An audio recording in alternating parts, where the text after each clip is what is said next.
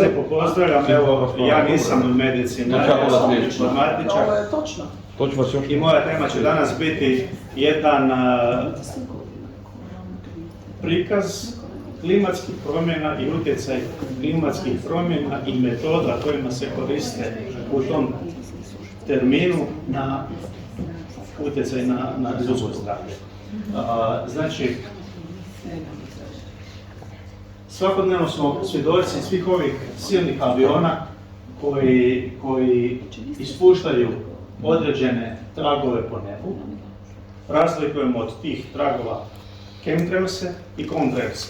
Jedno je nešto što ispušta vodenu paru i određene kondenzacijske tragove, a drugo je nešto što ostavlja tragove u obliku kemijskih agenata koje jednostavno štete ljudskom zdravlju.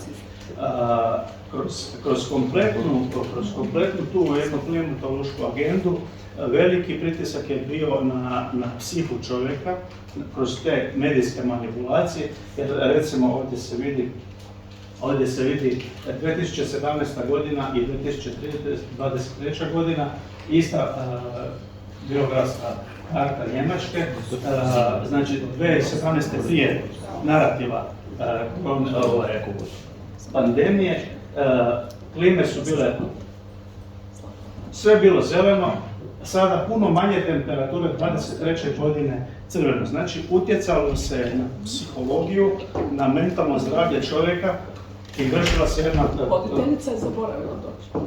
Vršila se jedna veliki jedan pritisak na to da se klima mijenja, a u biti oni su kroz ovakvu agresivnu kampanju utjecali i na depresiju, i na anksioznost, i na strah čovjeka, a u biti klima se nije toliko mijenjala, u biti klima se ne mijenja, nego nositelji agende žele mijenjati.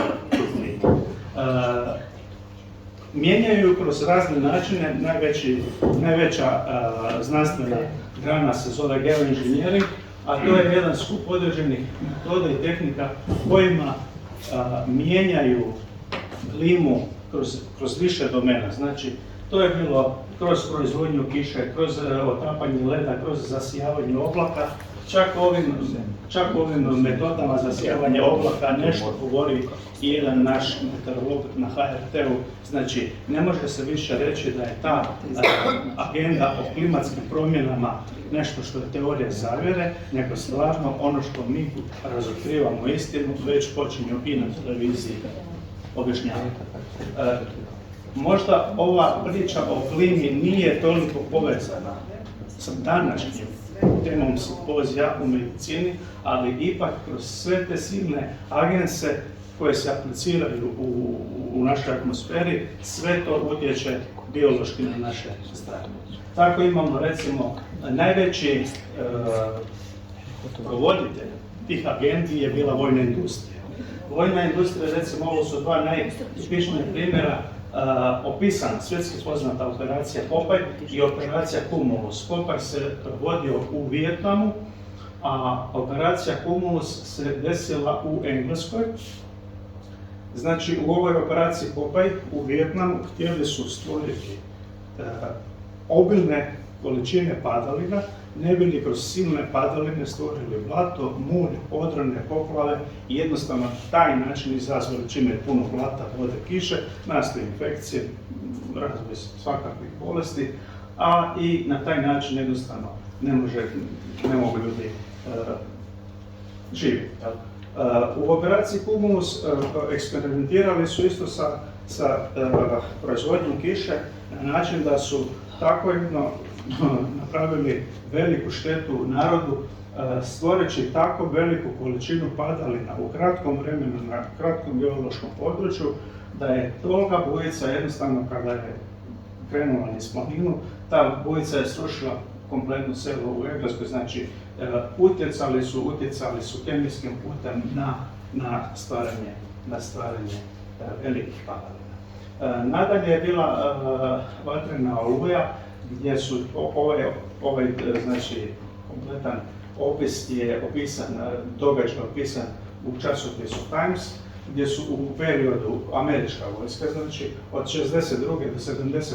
godine putem aviona i to u biti i danas se rade, ispuštali 18 milijuna litara herbicida, to je detaljno opisano u izvještaju CIA, znači nikakva reportaža, nikakva teorija zavjere, sve dokumentirani, original, deklasificirani vojni podaci. Znači sve je to bilo u cilju da se kroz te kemikalije koje ispuštaju nad nas ljude, uništi zelena površina biljke, ne bi se na taj način uništila i proizvodnja hrane, kisika i kompletnog ekosistema. Znači, kroz povijest je jako puno bilo pokušaja intervencije u klimu, čak su išli do toga da su svaki svoj patent opisivali, tako da imamo doslovno cijeli niz opisa gdje su jednostavno htjeli modificirati ova knjiga, ovo je izvještaj američkog prvog senata, kako se modificira vrijeme. Jednostavno su i današnje naše novine opisivale o svim tim utjecajima, kako se mijenja klima. Čak i časopis Times govorio o umjetno izazvanim požarima, ne bi li se potaknulo i dalo na značaj klimatološkim promjenama i nabacila klima da mi ljudi svojim djelovanjem utječemo na promjenu klima. Ovo je print screen HRT-ovog dnevnika gdje voditelj prognoze govori upravo o tom zasijavanju oblaka, cloud seedingu, u kojemu se nekakvi agensi, srebro, jodid ili suhi led, ubacuje u ionosferu i na taj način umjetnim putem izaziva velika količina padavina. Znači, niko nije govorio koji su to agensi, to sve curi po nama ljudima, to mi sve pijemo kroz vodu, jedemo kroz hranu, nikad niko nije napravio kemijsku analizu toga kakvi to jesu agensi koji izazivaju tako velike posljedice. Znači, metoda zasijavanja oblaka je službeno priznata kategorija logo HRT1. Nadalje, jako veliki pravac se ide u to da žele jednostavno kontrolirati količinu svjetlosti na površini zemlje kroz razne metode zaklanjanja sunca, ne bi li kroz zaklanjanje sunca smanjili svjetlost, a bez našeg procesa biosinteze nema proizvodnje kisika, a kisik, vi koji ste medicinari znate čemu stoji. Isto tako ovdje je jedna nula pobjegla, jedna nula manje, znači već smo bili govorili da je ukupan CO2 u atmosferi zastupljen samo sa 0,0038 ili 0,04%. Kompletno ta klimatološka agenda se bazira na tome da oni žele reducirati CO2 i da je CO2 štetan plin, što uopće nije toliko štetan koliko je u biti, što je u biti jako i poželjno. Čak ovo su slike sa svjetskog ekonomskog foruma kojima žele napraviti jedan projekt koji se zove Bizon projekt ili projekt uklanjanja CO2 na način da su to cjelokupna polja tih generatora koji jednostavno isisavaju smjesu zraka iz atmosfere, čiste filtriraju CO2 filtriraju i deponiraju u rupe rudnika, kamenovih podzemnih spremnika i na taj način, znači, ako bi i onaj mali postotak, 0,04% CO2 smanjili, ako nama na kugli zemaljskoj nestane CO2, neće biti ni zelenih biljki, ako nema njih, nema nama kisika. Jer to nije vezano za medicinu i je. Znaju oni šta dobro rade. Znači, u ukupnom kontinuitetu zadnjih nekih stotinjak godina u američkom patentnom zavodu je zapisano 188, registrirano 188 patenata za promjenu vremena. To su agresivne metode, mehaničke kao HARP antene, to su elektromagnetni valovi, radiovalovi i kemijski agensi. I to sve radi već zadnjih stotinjak godina najčešće američka vojska. Znači, ovi HARP sustavi, to su polja antena, žao mi je što danas s nama nije gospođa Ankica, koja je magistrica elektrotehnike, koja bi još dublje, još šire mogla pojasniti kakva je šteta elektromagnetskog zračenja na nas ljude. Ja sam po srednjoj školi tehničar i po fakultetu informatičar, pa ipak nešto malo znam o tim valovima. Jako velika je šteta, o tome se jako malo govori i čak nas uvjeravaju da to nije toliko štetno, a nema zgrade, nema kuće ili nekakvog poslovnog objekta koji na sebi na krovu nema one antene koje zrače. Niko nikad nije napravio od službene administracije analize koliko je to štetno na naše ljudskosti. Znači, taj HARP sustav u onim patentima je opisano da taj HARP sustav može utjecati i na proizvodnju kiše, na proizvodnju ove polarne svjetlosti, što su sad neki dan priznali. Polarna svjetlost baš nije pojava koja se može u Hrvatskoj ili ovim našim bližim krajevima vidjeti.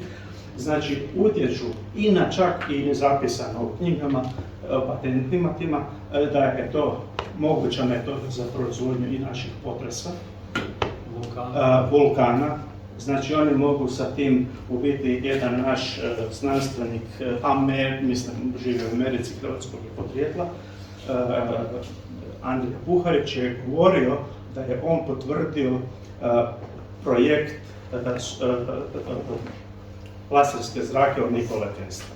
Znači, a oni upravo kroz taj HARP koriste te jako velike elektromagnetne valove. Upravo taj Andrija Puharić, naš čovjek iz naših krajeva, radio je za američku vojsku, imao je visoki čin u američkoj CIA i vojsci.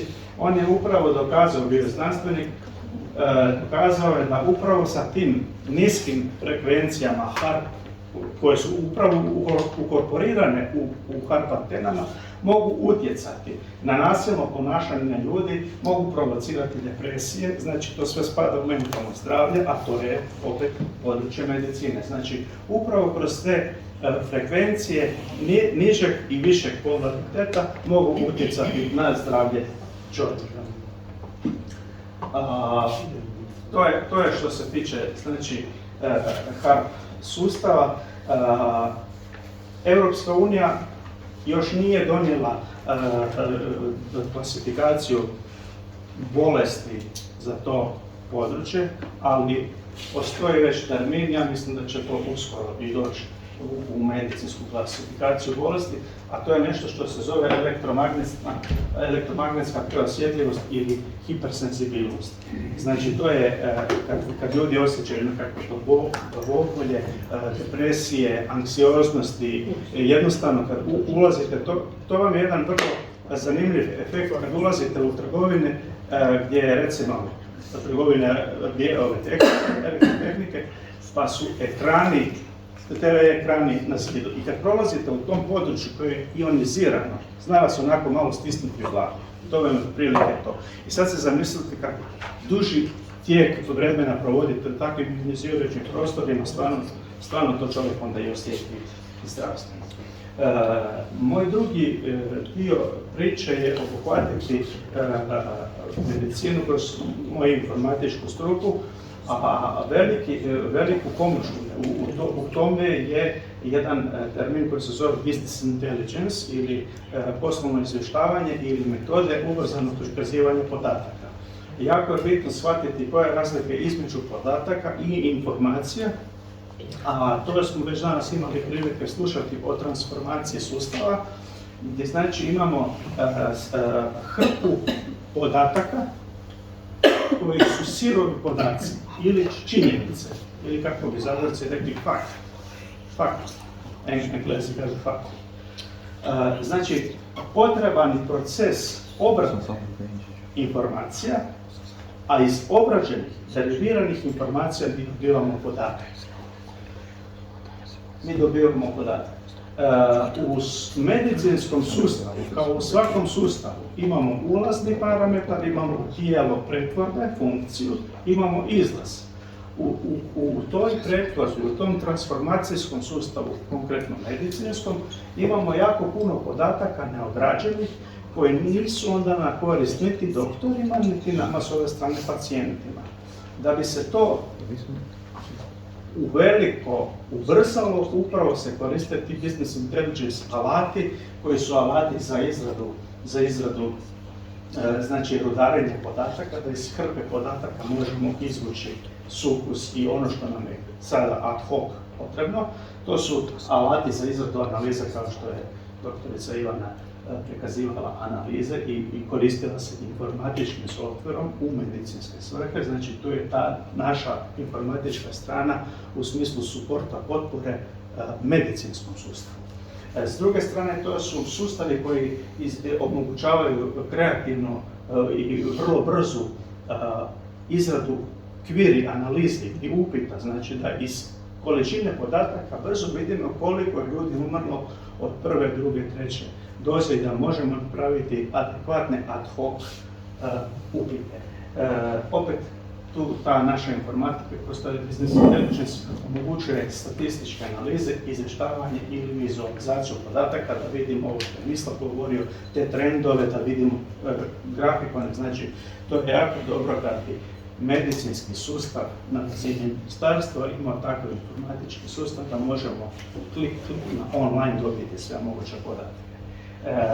S time bi se i ubrzala i skratilo recimo i vrijeme liste čekanja, ubrzalo bi se distribucija lijekova, mnogi parametri koji danas guše i stvaraju entropiju sustava bi se mogli ubrzati jer bi se brže planirali. Ne moramo svi ići na rendgen u Zagrebu, možemo ići u ovoj, ali kad bi bio jedan nacionalni online sustav koji bi mogao i mi korisnici, to jest pacijenti, vidjeti ako je u Zagrebu zatrpana situacija, pa nemojmo onda ići snimati zub ili prsa u Zagrebu, vidimo u nekakav nama bliži grad koji je manje opterećeniji, a upravo to pruža ta naša informatika. Šta je ta entropija sustava? Znači, to je jedna, u teoriji sustava, to je profesor lijepo bio objašnjavao danas u jutarnjim satima, ta entropija je stanje reda, to je organizaciji ili nereda, zakrčenosti u sustavu. Da je medicinski sustav sam po sebi kompleksan, to doktori znaju, a bome znamo to i pacijenti, a posebice u ovoj domeni, ove 3 zadnje godine COVID-a, gdje je bilo recimo samo u području tih preporuka što su se objavljivali na HZZO-u 463 preporuke. Sada tu su bili gospoda pravnici, mene zanima da li doktori uz sav svoj količinu kvantum posla imaju vremena čitati 463 dokumenta koji su na razini tjedna dnevno slali iz zavoda. Znači, to ni sami pravnici nisu u stanju apsolvirati toliku količinu, znači to su stvarali kroz taj način pritisak, kud imaju medicinu koja je abnormalno kompleksno područje znanstveno. Tu su ih još gušili sa administracijom, papirologijom, znači stvarali su velik stupanj entropije, to jest neuređenosti u sustavu.